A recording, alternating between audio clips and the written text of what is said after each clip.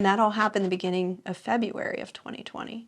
And so I spent every day at the hospital, back and forth. He was in a coma for 2 months. And as you know, COVID then was happening all at the same time. And March 16th of 2020, which was the day they shut down the restaurant sales, shut down hospitals too. So during that time I was going through all of that. He was in the hospital for about a 10-month period. And then he came to my house to rehab with me. So between that, being there for him, the COVID stuff, all of that, and having dedicated my life literally to other humans, I was exhausted. My body was exhausted. It was tired. I had put on weight. I was mentally not in a good place. And so at the start of 21 was when I found 75 Hard, and it was like, that was the light bulb. That was the moment to take care of my body.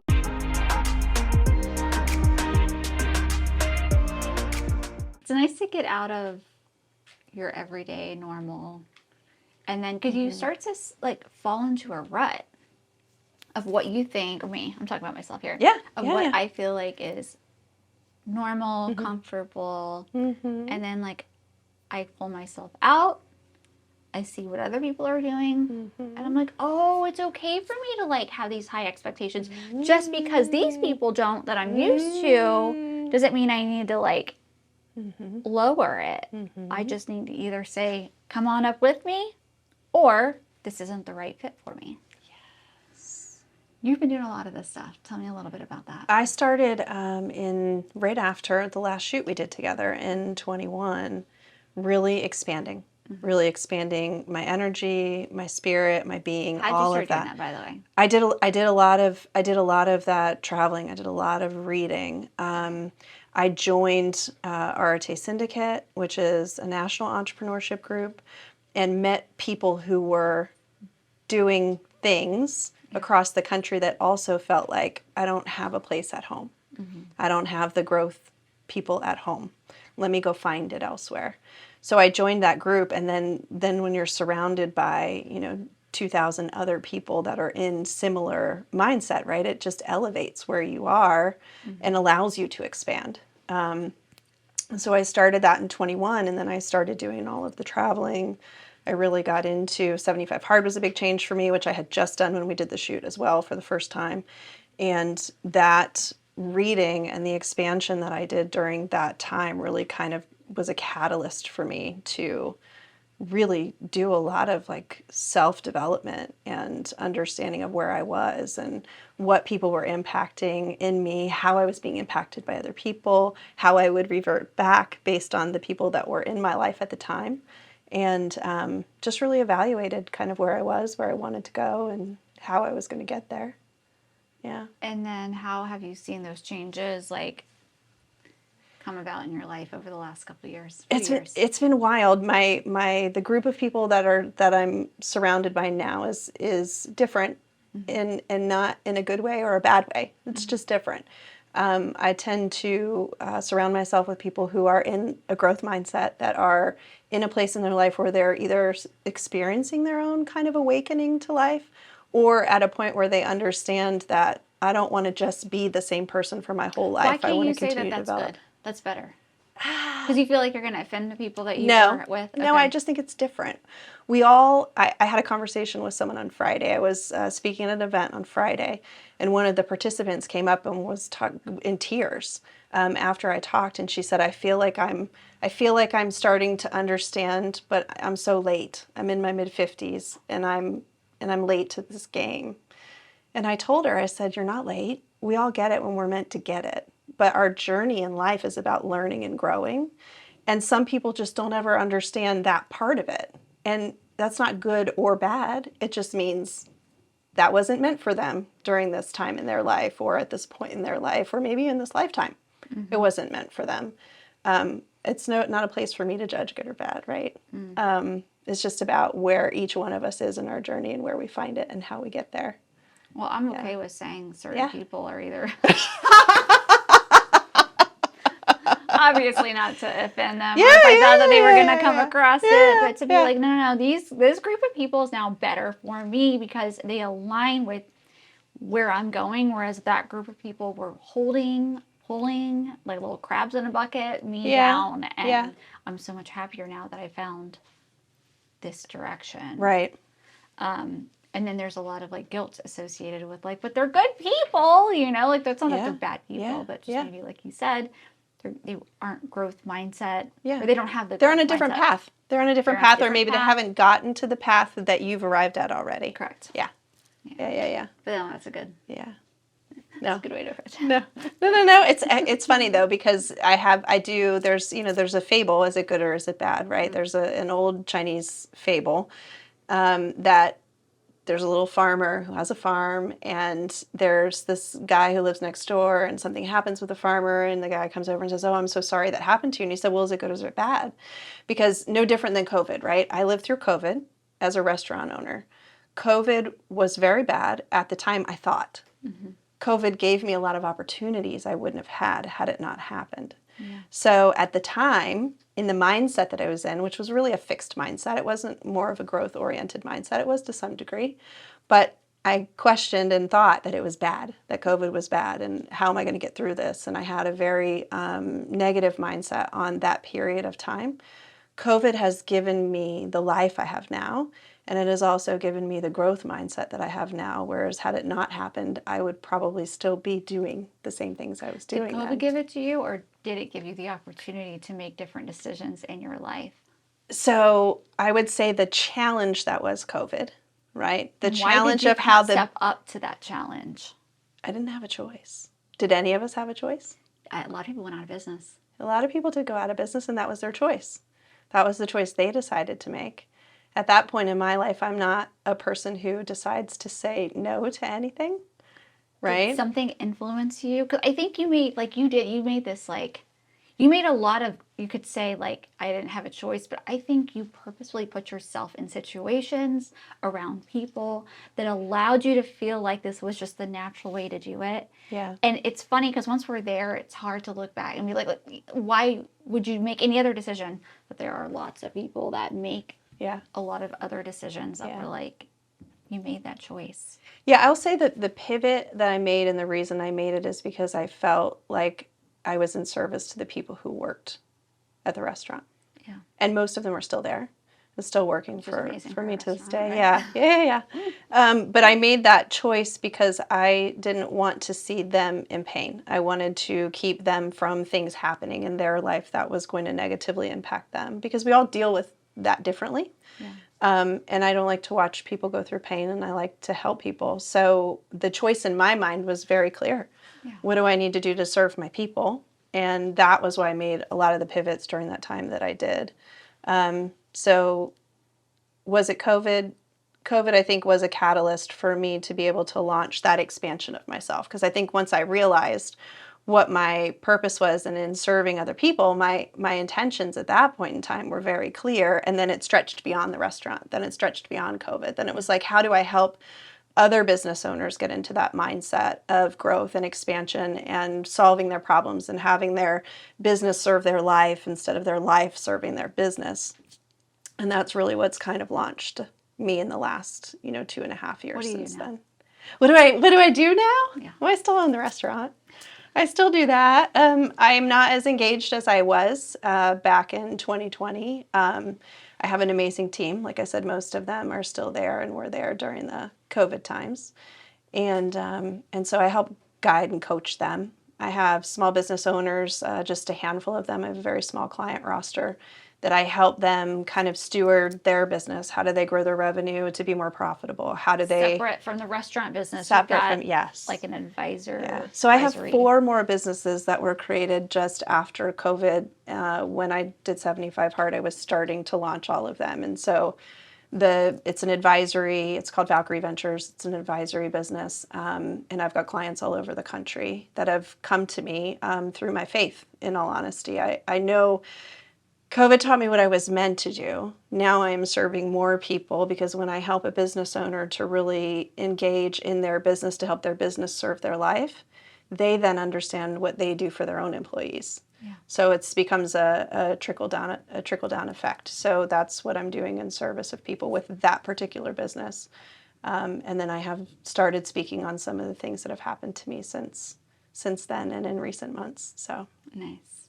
yeah. So it's like just kind of spreading its little wings. It's been wild. It's been wild for sure. It's been an amazing adventure. I'm very blessed to be able to help other people come to what they need in their own businesses and for their employees.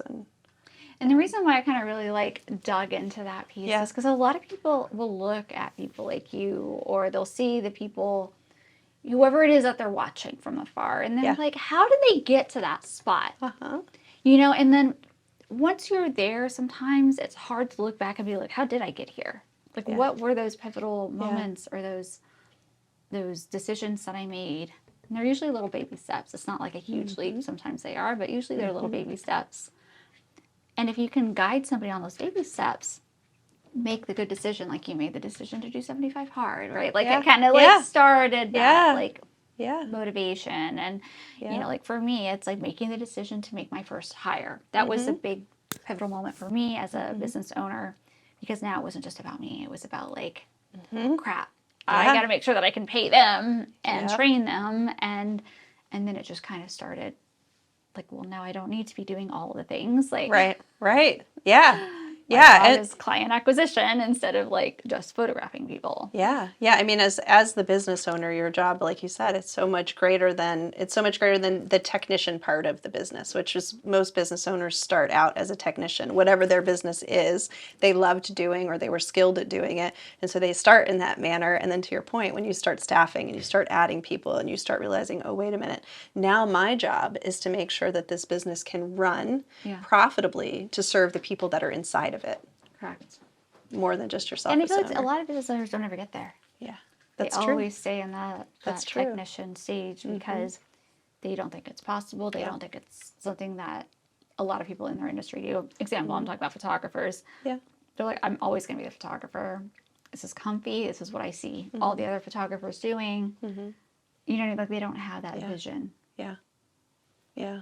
I think it's amazing, in the last, especially the last few months, I would say since early fall last year, I have really come into alignment with my intentions and my purposes for being here on earth, right, at this time in life and history.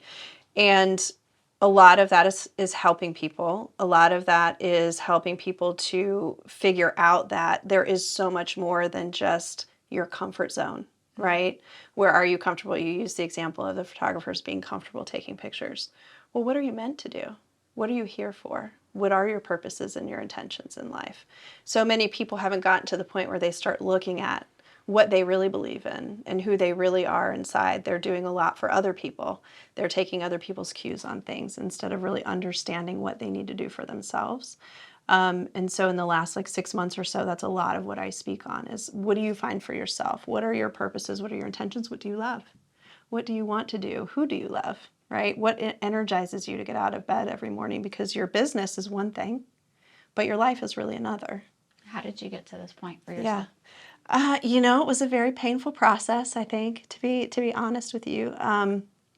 I really started to go through a lot of struggles with some of the businesses that I had created. I have some multifamily real estate. I have some other things that I've created in the last few years. And I was running up against walls with them. And I'm like, what is going on? Why is this so difficult for me? And what I realized through recognizing my faith was that those things weren't in alignment with what my intentions and my purposes were and where I was meant to be. And so essentially I was being told that, hey, this isn't in alignment with where you're meant to be. So you need to start figuring out where you are meant to be and what you can help people do and what you can help bring them toward. So it's been a journey. It's been a journey, just like you said. What are the little baby steps that have happened? First one was figuring out how to take care of me, which I didn't do for 44 years. I took care of everybody else, right? And I would even take that back to probably when I was 42 was when I started to figure that out.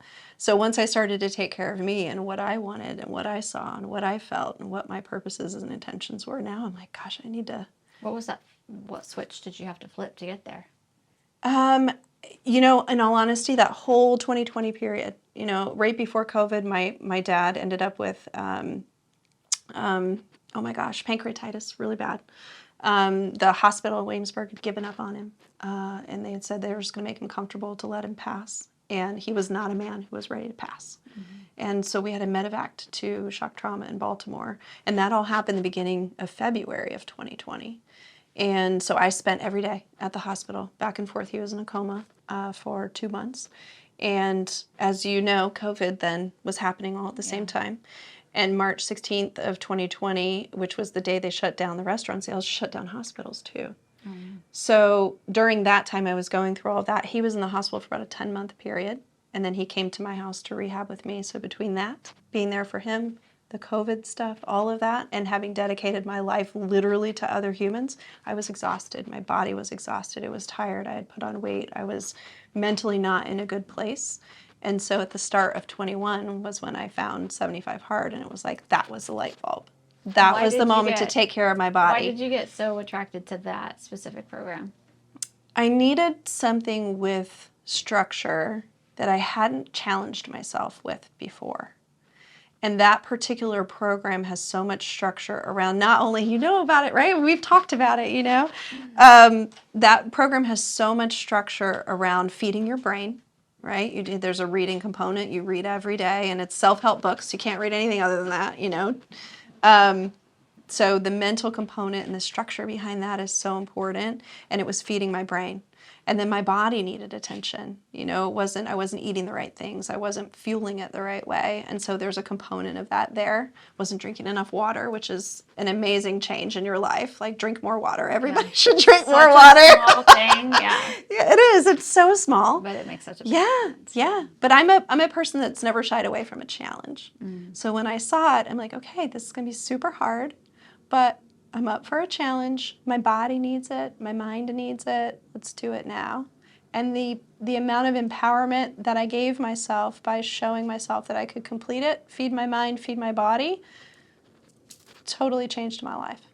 You fulfilled a promise you made to yourself. And then Commitments are everything. Okay, Angela, I can do this again, or I can do something like it's like a stepping. Well, and subsequently I've completed that 4 times. So this is my Live Hard year, which is a whole nother part of the program.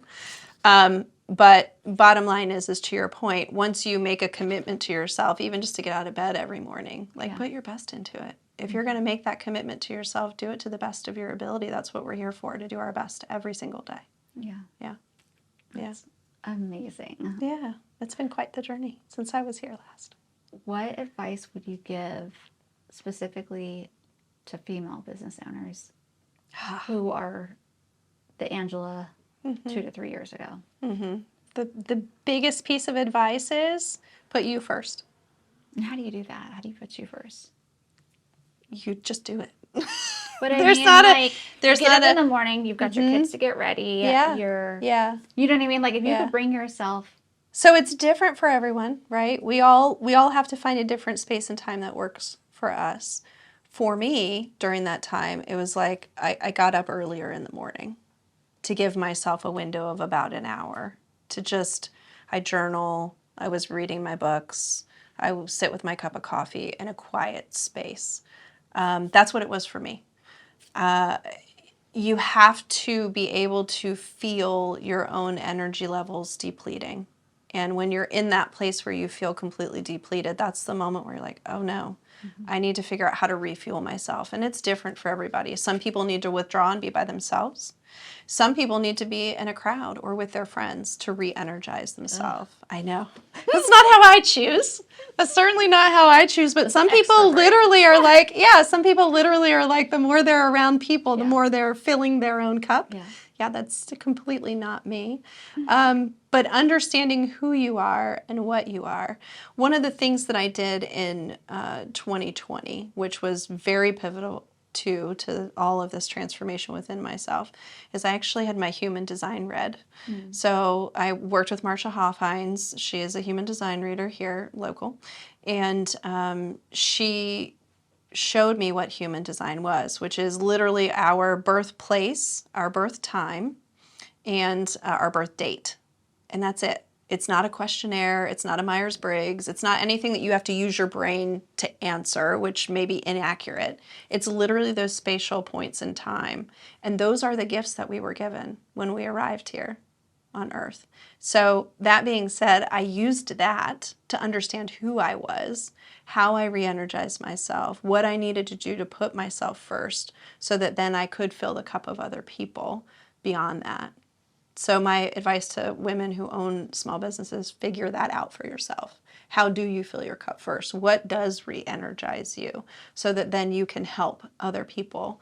And then understand your energy level and when your energy level actually starts to deplete so that you can refill yourself. That's the biggest challenge. Sounds like a lot of self-awareness. 100% self-awareness. Whether that's through the human design or through other ways, being in tune with your body's energy, being able to like shut it down or go out to a crowd in order to kind of fill up your cup. Yeah, and whatever it is that is faith for you in your life, right? We all have a different faith practice. Some people don't understand what their faith practice is. Some people are very understanding what their faith practice is.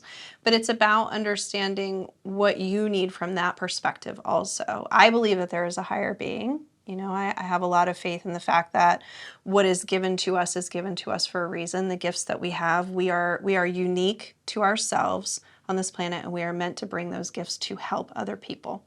We're all here to help and serve each other, bottom line, in whatever way we do. But that being said, figure out what that is also, and kind of align with that and understand it and study it for yourself and understand what that means to you. I had the ability to sit with, I don't know if many people listening will know who David Goggins is, but the ability to sit and listen to David Goggins. He is a man who has done a ton of ultra marathons, and he was a SEAL, and he's done a lot of really hard, challenging physical things. He studies only himself. He doesn't read books by anyone else. We are all given the answers to our life inside of ourselves. So he journals and studies himself to figure out what is meant for him.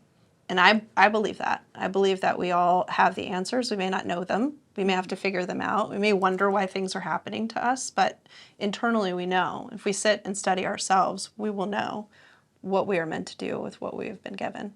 So it's an interesting concept.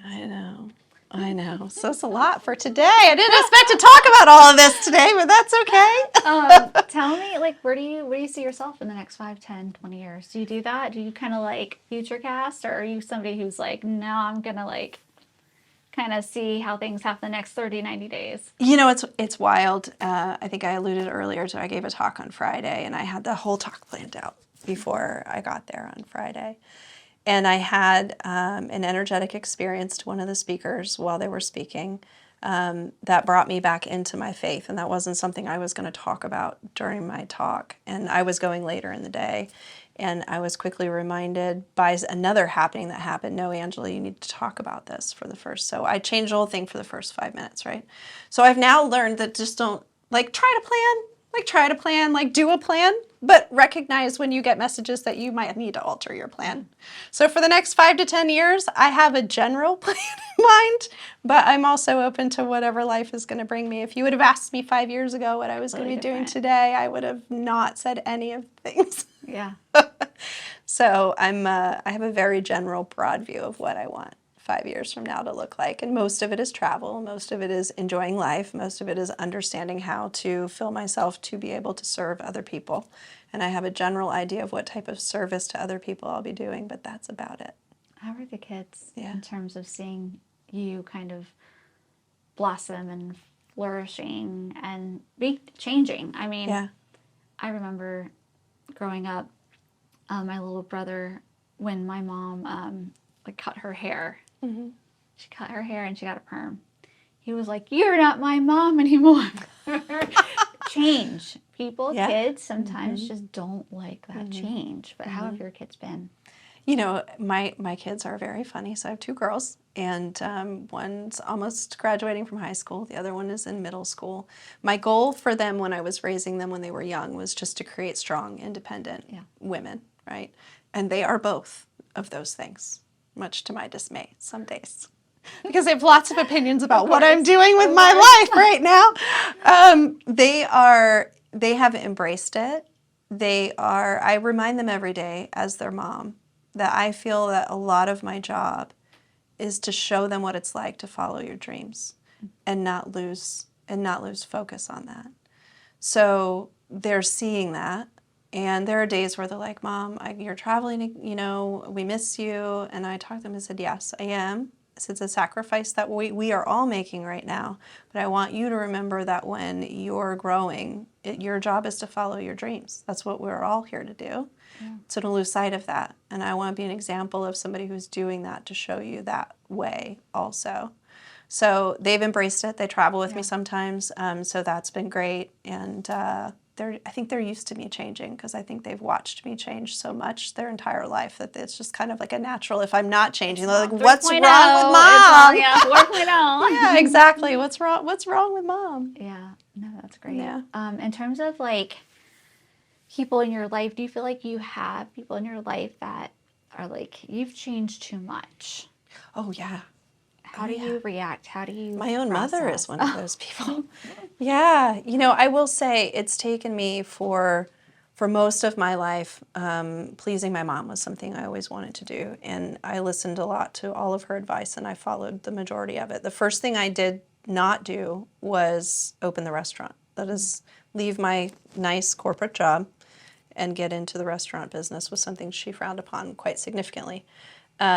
And she has struggled with all of the things that I have done in the last few years, and she still struggles with them. And so that's been super hard. But understanding that we are all here on our own individual paths, it's not my job to make her happy, right? And that took a long time for me to figure out. But yeah, she is one of the people who have been that way. I've got several who have been like, what in the world? Yeah. What in the world? And then I have some people who have been with me for years, and they're like, no, I always knew there was going to be something else that came out of you. I just didn't know what it was going to be. Yeah. Yeah. And you're like, I didn't either. Here we are. And here we are. I'm just open to it every day. Get new messages, new things to do. Okay, go do them. Yeah. Yeah. How do you personally deal with change? I love it. I always have. Sometimes too much, I think. Mm-hmm. Like sometimes I have left things too quickly. Sometimes I've kept things around too long. But I have always embraced change in my life. It's just a kind of a natural thing. I think it's one of my gifts, to be honest with you.